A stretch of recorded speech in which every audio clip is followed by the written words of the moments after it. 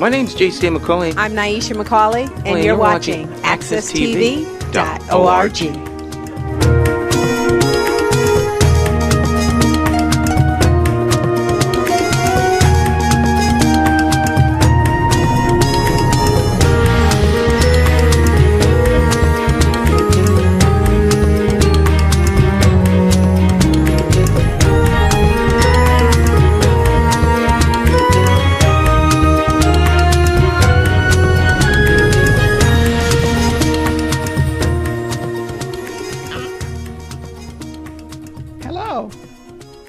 We have here today Winch, who has written a book, Limelight, actually a series of books that she has written. This one is about her mother, and it's a very, very interesting book.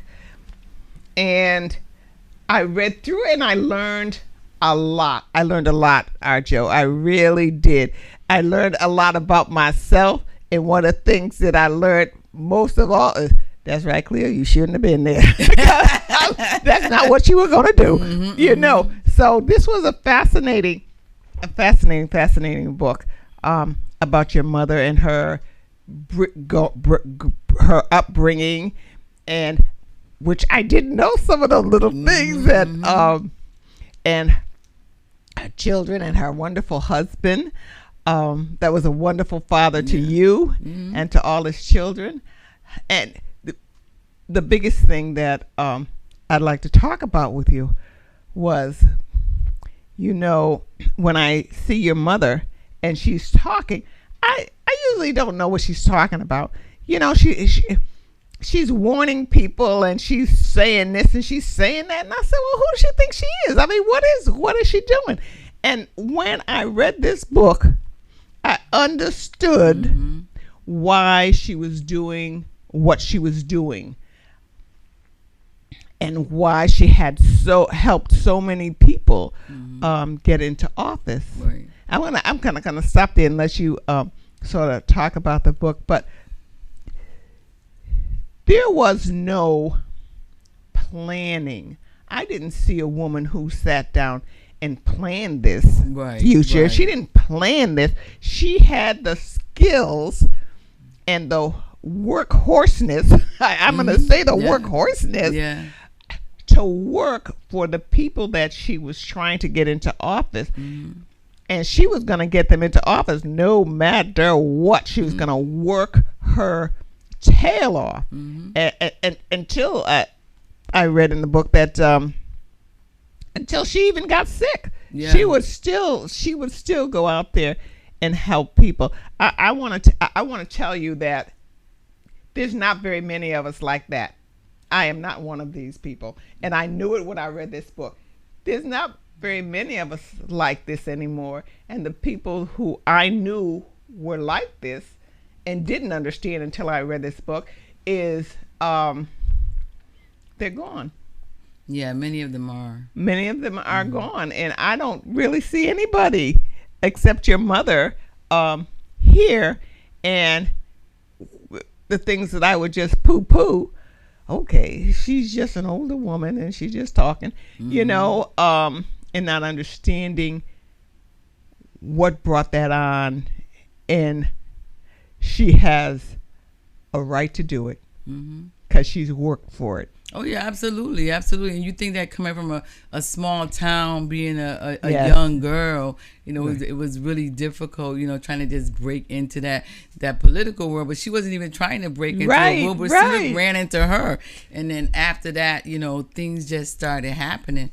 But the reason that I wrote the book is because she did so much for other people and asking nothing for herself. But she had two things, right? She had a work ethic. And she had integrity. Exactly. And what her mother told her in the book when she was a child is, all you got is your word. All you have is your word. That's what her mother. So she took you and left your sister with your grandmother, which, and she was only not more than a teenager herself. She was a teenager herself, and going out into this world that she knew nothing about, and with just you. You and her. Right. And then all these things just started happening. Because she had those two things, and they were very deeply embedded in her. Those two things. When you work for something, you work for it. Exactly. You have to read the book, because I don't think verbally that we could actually tell you how much work and you could have to read the story, really, right? No, you really have to read it, and it starts from like, her beginning to where she was born, and the thing like how she grew up, with all those brothers, and she was like the baby girl. Right. So that was just something that kind of drew at her, because they got to do all these things that she couldn't do because she was a girl. Girls don't do this, ladies don't do this. So that was something that, was really niching at her. And then once she got to Hartford, she just was just doing her thing, being who she was, and ran into Wilbur Smith. And from there, things started happening. And then, when Wilbur was gone, then there was Eddie. So things just started, tumbling after that. And there she was. When she left home, she did ask her mother's permission, but she didn't say nothing to her husband. Right. She forgot all about she was married. You're married. Like, Mom, I'm going to go with my sister to New York. Like, she get to New York and go, I forgot to ask him. Because he was in the military, so he wasn't like right there. So that was, I thought that was funny, because here she comes, she's a married lady, but I don't really think she's married in her head. Right. But she's still her mother's they were child. Really young, right. Yeah. So she's going to ask Mom. And Mom said, all right, you can go, but you can take that one, but you can take this one. Leave the little one here. Yes. And so she goes off to New York, but her husband was not pleased with that. Right. Well, it resulted in a divorce, but then, things happened, and then she met Leroy Holloway, and then, things just happened after that. Yeah, I'd like to just say some things about when I said none of this was planned, because actually the politicians that she helped, there weren't a lot of people like her. Right. They needed her. She could have worked for anybody. But she could have. But they saw her value. Exactly. And so they knew she'd do it. She'd work hard, and she'd make sure she'd do what it took to get them elected. Yeah, and she did it out of commitment. She had this commitment. Once she was committed, you didn't have to worry about it anymore. Exactly. Because she was going to do her job. And I thought of that when I was in the on the 7th district, and I said, well, I said no. I said, that would have never ever. But see that right there is the book. The next one, that right there is the when 40's not enough. That kind of relationship and story is in that. So Limelight starts because like I came home retired from the military, had no idea about going into politics. When I came home on vacation, I would come help my mother do envelopes and all kind of stuff and send things out for other people. And then this time when I came home, it was a Board of Ed. So I was going to run for the Board of Ed, and that didn't work out. And so then, they said, okay, well, just wait, something will come up. And so then, sure enough, something did. So we talk about that, in the book also. But the second part of the continuation of that is this one, like when 40 is not enough. So they kind of, one kind of rolls into the other. That I'd like to just, I was a little confused in the book when you were running for office. I didn't know whose voice who was talking, whose voice was, and I'm thinking it's your mother, and but it was your election, and exactly. when everybody went to the party before they knew the numbers, right? Exactly. Except your mother, and your mother's. And you're 40 down, or you're counting the numbers, you're 40 down, and your mother said, no, I'm not going out. Your mother stayed there, and she threatened She threatened, and I'm looking. I said, "Wow." She's saying, if these numbers don't come up, if this is not right, the promises that you made me that you didn't keep, you will pay. I mean, she actually said that, and she meant it when she said it. So at that point in the book, I said, I understood. I said, "Wow." I said, and she has the reputation, and she knows the people, and she has the right to say that. And if I was in people, I'd be a little scared. Well, because of the transition, every office, every election is a transition. And they always have this famous saying that they say, "Well, no permanent friends and no permanent enemies," because we might not agree on the issue, but we should not take it personal. Like you and I might not agree on this is blue. You might think it's turquoise or something, and that's okay. But so we're not going to fall out about that. If we have people are just commonly not going to agree with one another all the time, and that's okay. But that doesn't make you my enemy because we don't agree on something.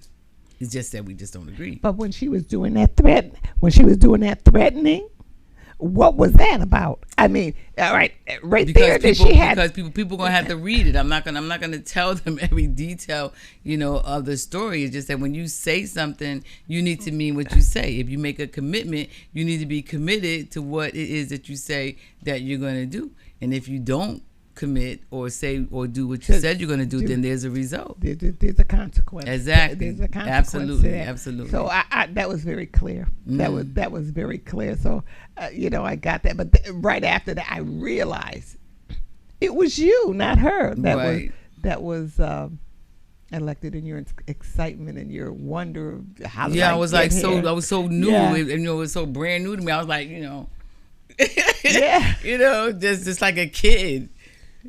A kid in the candy store. Yeah.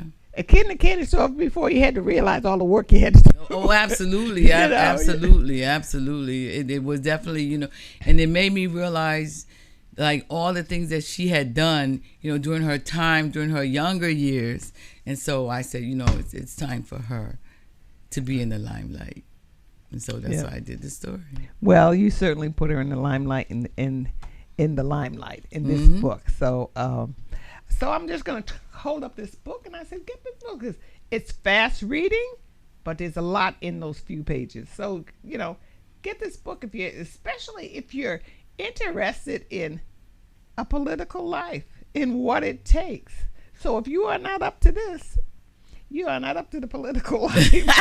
Yeah, people can buy the book. You can get it at Barnes & Noble online. You can get it at Trafford Publishing online, or you can text me at 860-462-5063 or inbox me on Facebook or Joe Winch, and then I'll get it to you. Okay. Now let's get down to when 40 is not enough. No, I did not read this because I didn't get there to pick up the book. Mm-hmm. So tell us about what this book is about. Yeah, now when 40 is not enough, when you're going out for the endorsement of the town committee, you need to have at least 50% plus one.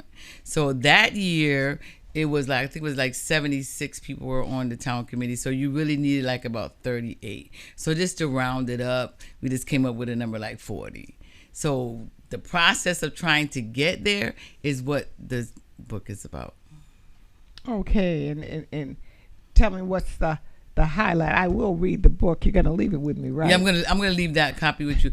And the highlight of it is like the people who you meet, the people who you run into, the people who you thought were there, or those who you confided in. Things just happen. Things just happen. I'm not gonna say what. Things just happen. And you're always up for a surprise, or absolutely. Someone who you think is with you or have your back, and all of a sudden, every story has a villain. Every story has a story has a villain. That one has one too.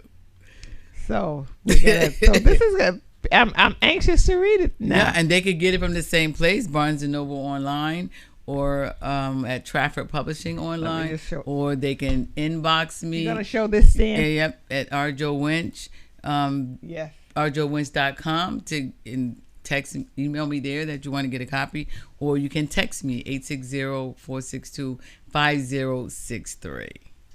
Okay, these are your two latest books? Those are the two latest ones we did, and there's a continuation from When 40 is Not Enough. It's called Behind the Municipal Door, which is a continuous story from like 2003 to 2017. So, yeah.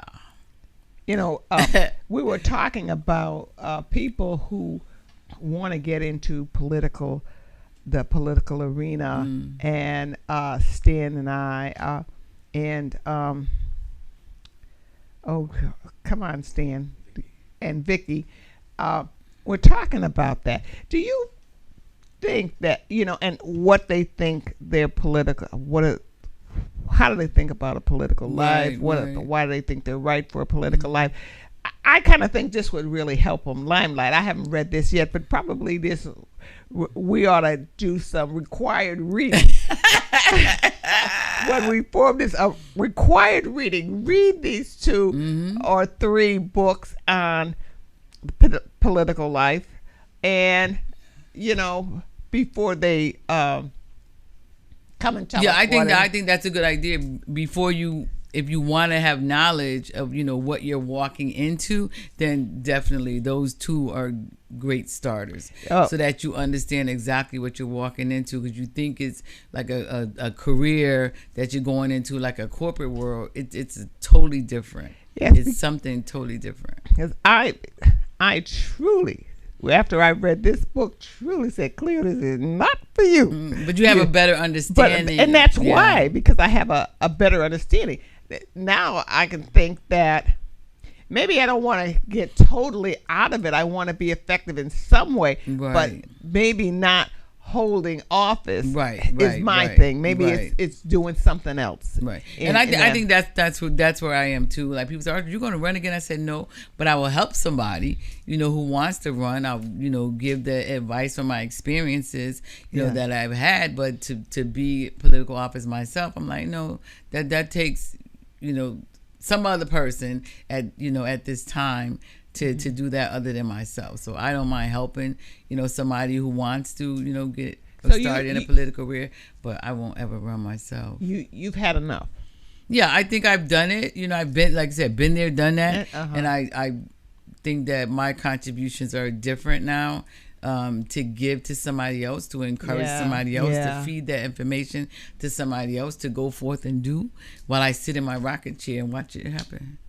That's great. That's wonderful. Exactly. To have someone, because who do they go? Who do these young people go to? Yeah, and the sad part, that's a good thing that you brought up, because the sad part is that even we have a government academy that our children go to for a high school, and they don't really teach government. A lot of those kids don't know a Republican from a Democrat, from a working family, independent, those different parties, and how that works with their, everyday lives, how those things, go together, how those things are so much, intertwined. Our children don't graduate with that information. So, and then if you go and run for office, a lot of times, well, some people do, but most of the time, people don't have a transition where they have a succession plan. Like, when you get out, it's going to be that one's turn, that one's turn, that one's turn, that one's turn. A lot of people don't do it that way. They jump over, into the other person and just, go run for it, forgetting about the other person is there. So, and I think that when I ran for office the first time, I think that some of the people that I was running against probably felt that way because I didn't know them. I was just retiring from the military and got, thrust into where I was going. And I didn't know any of the other people. And is that how it works? Is that how it works, where you go in concession, this person? Some people do it that way. Other cultures do it like that. Now, we don't, which I think that we should, but other people do. When they're getting ready to leave office, they know who the next person is going to be elected. Why do you think that is? Why do you think that we should because go they that want way? Because they want to make sure that their ideas and the things that the issues and concerns, and that their agenda keeps in the forefront of the people that they want to affect. And that's basically the the people, the whole people, or certain no, people? like say you and I, we live, in Hartford. So we have a certain agenda, like people need jobs, they want better schools, kids need things. So when I'm out of office, if you coming behind me, then that's the same focus that you should have, about the kids, the education, and the workforce. And when you leave, the next person should do the same thing. So that way we keep that focus and we constantly keep working on the community. So then if someone jumps in, like, they might have a whole different idea about what the community needs. When you and I know these are the things that the community needs, if that other person jumps in, they're like, oh, forget that. We need economic development. But the people still need, the school and the jobs and, better education. But this person might think that economic development is more important than the people's needs. So they will work on economic development, and the people have nobody to do the things that they actually really need.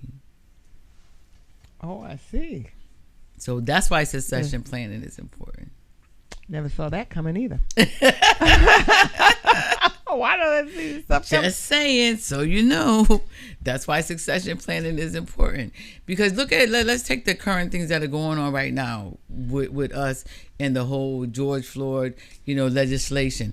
Every time there is something that happens, you got the Trayvon Martin family, you got the Eric Gardner family, the George Floyd family. Everybody keeps building every time something happens. The family of those people, because they have this common unality that all their children were killed by police, that it keeps on growing and growing and growing. Pretty soon they're going to have an organization like nobody can believe.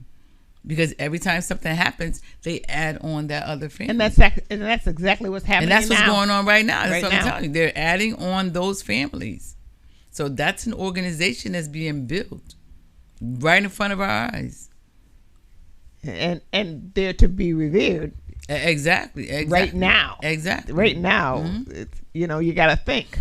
Government has to think. Police departments all over the country have to think. No, and I think that's something that they probably are doing, like right now. I think that some of I don't care what business you're in, there are good people, there are bad people. There's people that's going to follow the rules and do things right, and then there's always those outsiders that I don't care what you try to teach them, they just got hard head. They're going to do it the way they do it until they can no longer get away with it. So I imagine that every police chief is like, spinning their head trying to figure out, okay, what do we do?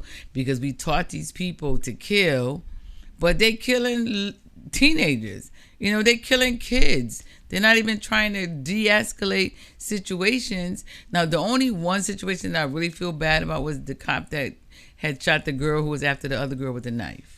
Now, he like in a catch-22, so okay, do I stand here and let her stab her to death, or do I stop her? But then, did you have to shoot her 5 times to stop her? So maybe the gun was on semi-automatic. I don't know. I wasn't there. Mm-hmm. I'm just saying that's that's an iffy case. Yeah, that's a really touchy kind of situation because he's there to protect, but at the same time, still another teenager ended up dead. So that's rough. Oh, thank you very much for talking to us about your books. And I encourage you to get these books. And, I just from Hartford, Connecticut. So when you're reading these books, you'll be thinking about Hartford. And the things that have been happening in Hartford and how you've seen the political machine run. How you've seen, and I know there's not too many people in Hartford who have not seen her mother. Yes. And heard her mother. So when you hear her again, or when you start thinking about it, think about what's happening in Hartford, Connecticut, and why things are the way they are right now. And what do we need to turn things around, make things better? We need to continue to connect with one another. Listen to each other and figure out what it is that we can do. What's our part? I always say I play my position. That's it. I only play my position. I can't do your job. I can't do Stan's job. I can only do mine. So I try to be the best me I could be, and hopefully that influences somebody else to do the same. That is a wonderful ending to our interview.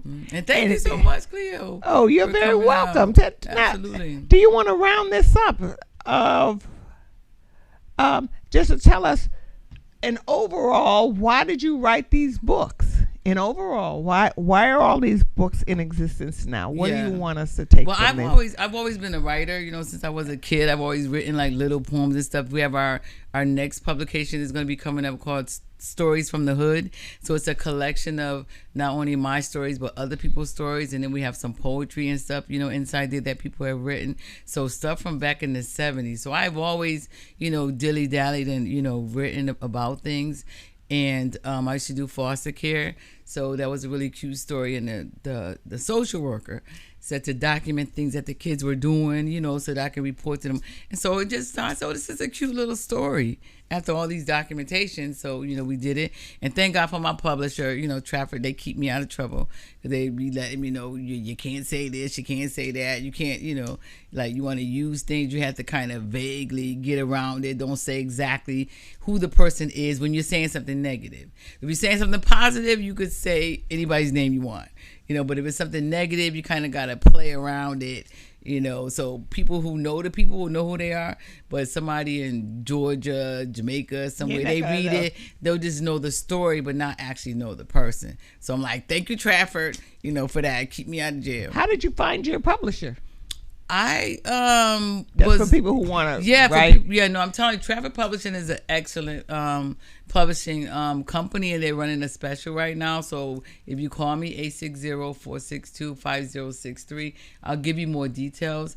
If you want to publish your own writings, I'll also help you with that. You can give me a call at that same number at 860-462-5063 or email me rjowinch@yahoo.com and let me know. My cousin in New York right now is going to be finishing up her book pretty soon, and then we're going to try to put together a workshop for individuals, because a lot of people have things that are always on their mind, but they never think about jotting them down. Right. And they're valuable information that needs to be shared. So if you have that kind of information, or you're the kind of person that's always writing things down, then give me a call. We'll help you get published. And Trafford, I think I met them in 2003 when we did the first book, Welcome Home. So when I started to get these off the shelf, I decided to go back to the same publisher. Of course, a lot of the people are gone, from 2003. So the people on the phone sound like they're really young.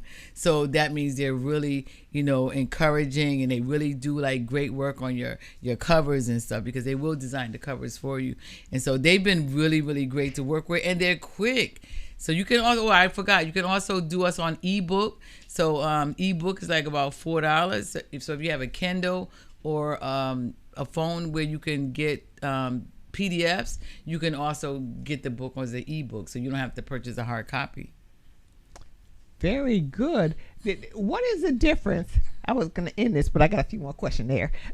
What is the difference between self-publishing and having a publisher? I'm thinking having a publisher is much easier than self-publishing, but it is a lot easier. That is a lot easier to do, because they will actually go through there and they will pick out things for you that like I shouldn't say that, reword that, change that. You see what I'm saying? So that you don't have any liability. So you just send them your manuscript. So you send them the manuscript. Well, you pay for the service. Then you send them the manuscript. They go through the manuscript because they want to make sure that you're not facing, that's a part of their package, that you're not going to be facing any liabilities when you're talking about, things that have relation to other people. If it's a nonfiction. If it's fictional, it doesn't matter, because everything in there is imaginary. Imaginary names, so imaginary I can write my towns. storytelling books. Yeah. Yeah, you have imaginary towns. Like, my favorite town is Jameson. So no matter where I write a story, I don't know where that came up from, but Jameson is the place. It's kind of like Wakanda. Yes. It's not a real place. It's just that place. Yes. So for me, it's Jameson. And so they kind of keep you out of trouble with those things. And then the things that they would do for you that you would have to really labor to go through to get yourself registered with the Congress of Libraries. How many people know how to do that? To assign but they do that for you. Right. To sign your only, an ISBN that every book, has to have, so that you have the barcodes and things for people to purchase the book online or be able to research it. They also list you on Google. So if you all have Google, you can also find the books anywhere on on Google, type Limelight, Joe Winch, or When 40's Not Enough, Joe Winch. So if you go on Google, you can find it that way too. So they made all those connections. I just paid for the service. And then once you do that, then they connect all the other dots. So that means people are still writing books, so maybe bookstores will just flourish one day again. I think so. Or bookstores are different, where people will, maybe you will get an ebook and invite people to an ebook party. Yes. See what I'm saying? Yeah. Where everybody can read the book simultaneously at the ebook party when we're able to get more people in the room. Very nice. Thank you very much for allowing me to interview you on your series of books. On your series of books. Thank you very much, and I enjoyed this very much. Thank you for asking me. Yes, absolutely. And we thank our Joe for writing these books. And anybody. And we stay thin. You got to stay the thin. We cannot forget accesstv.org. That definitely. I'm sorry, accesstv.org. We cannot forget them. We cannot forget them. And I enjoyed interviewing you, and I'm glad that people were with us today. And we'll see you next time at our next book signing and our next whatever adventure we have that has anything to do with books. I don't know what it's going to be, but it'll be something. So we'll see you next time.